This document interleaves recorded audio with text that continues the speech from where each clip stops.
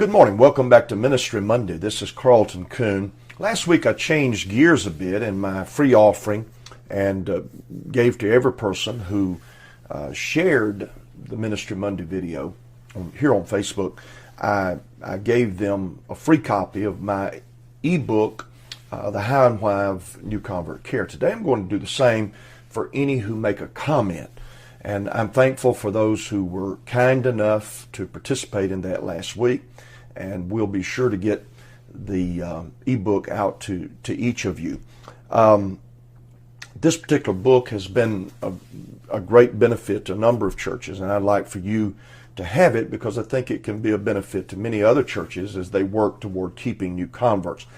I want to kind of build on what I ended with last week, and this is a provocation of your thought.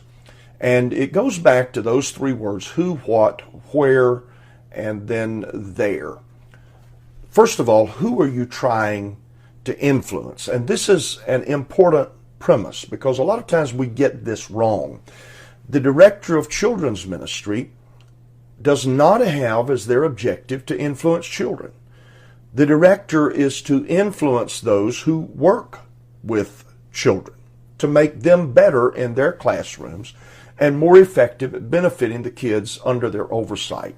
Someone who is involved in prison ministry is obviously to do well at the local effort of dealing with a jail or prison. But when somebody moves into leadership in prison ministry and they begin to direct that, then the measure of success changes. It's not simply great stories about what happens in a prison service, but instead now it's how can we increase the number of churches that are involved in prison ministry? How can we affect those who are already involved in a way that will make them more effective? I hope that makes sense. We have to ask the question, who am I trying to influence? Secondly, what are the behaviors that we want to influence them toward? Think about this. What can be done that comes as a result of our influence? Now, I love to preach, I love to teach, but the question I have to ask at times is more influence gained by a phone call or a personal card than by some of my best sermons? How about lunch with someone who is a newcomer to the church body? What are the behaviors that I do? Now, I'm not talking about what we're influencing others to do. I'm talking about what are the influences, what are the actions that I take that allow me to become influential in other people's lives. And the truth of the matter is that is seldom done in front of a group of hundreds of thousands. There are exceptions to that, obviously. But the behaviors are more often those intimate points of connection. Third question, where are we leading people? What is the direction? You can't take people everywhere, but you are to influence them toward a particular outcome. What are the needs that we see that should be that we should be using our influence and our time to address? By the way, Jesus understood that you can't take people from the first grade to grad school in a week. He told his disciples, and I'm paraphrasing, there are some things I'd say to you, but you're not ready to hear them.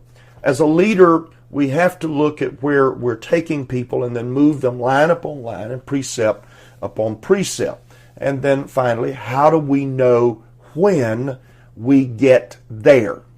When have we been effective? What does success look like?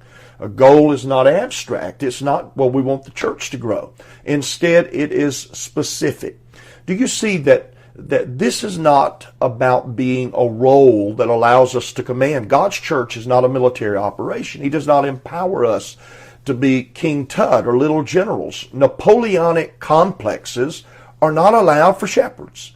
Shepherds also do not get to settle their flock on one comfortable piece of ground for us and just stay there. Soon the grass is eaten to the roots and the flock is unhealthy. So going back to something that was mentioned a few days back, effective leadership is not simply repeating the cycle year after year, but who are we going to lead? Where do we want to take them? What are we going to use our influence to accomplish? And what does there look like? Begin this week integrating the concepts of influencing people into your entire life, and you can impact far more than you can ever imagine.